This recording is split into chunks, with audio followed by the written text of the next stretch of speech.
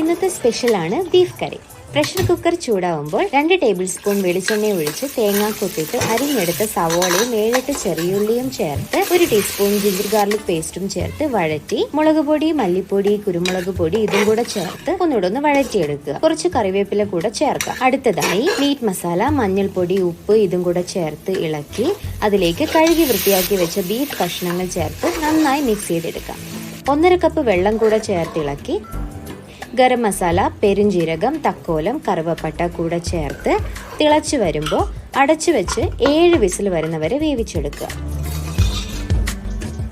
അരെ വാ! ഇനി വേറെ ഒരു പാത്രത്തിൽ വെളിച്ചെണ്ണ ഒഴിച്ച് തക്കാളിയിട്ട് വഴറ്റി വേവിച്ച ബീഫ് മിക്സ് കൂടെ ചേർത്ത് 10 മിനിറ്റ് കുക്ക് ചെയ്തെടുത്ത ബീഫ് കറി റെഡി. അപ്പോൾ എല്ലാവരും ട്രൈ ചെയ്ത് നോക്കിയിട്ട് പറയൂട്ടോ.